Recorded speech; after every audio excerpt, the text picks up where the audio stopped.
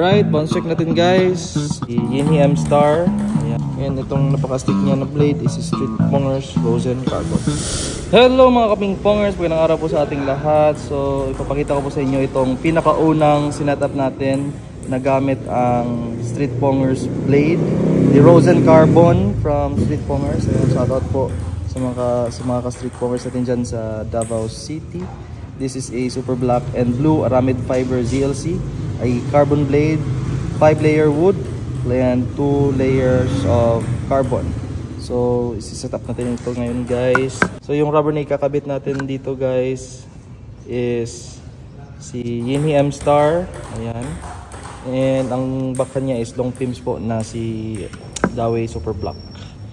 Tara, set up na natin. Let's go!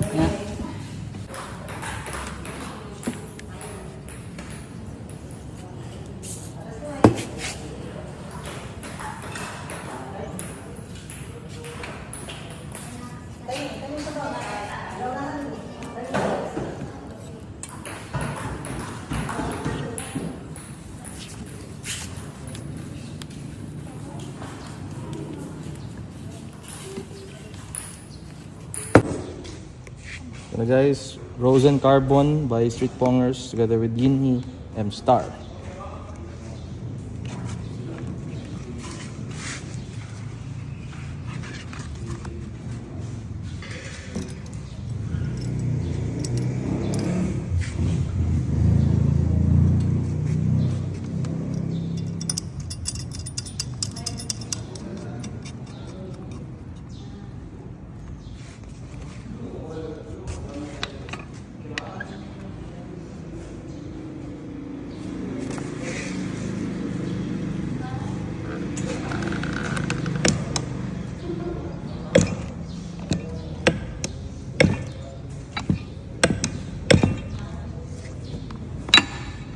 And here's our finished product.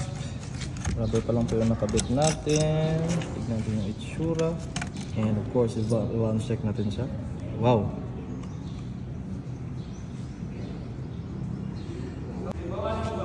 Alright, bounce check natin guys. Rosen Carbon by Street Pongers together with Yinhi M Star. This is a carbon blade po from Street Pongers. Bounce check. So sa pagkakaalam ko po, si Yinhi M Star is a Maxtense rubber from Yinhi. Ang sponge niya po ay soft and very tacky po yung kanyang rubber.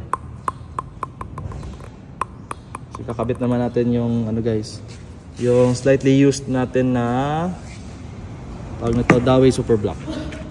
Yan siya guys.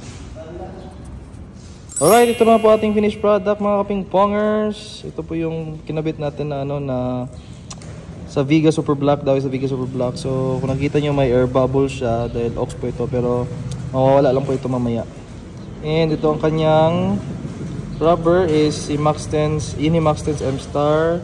And itong napaka-stick niya na blade is si Street Pongers Rosen Carbon. So tara, subukan natin.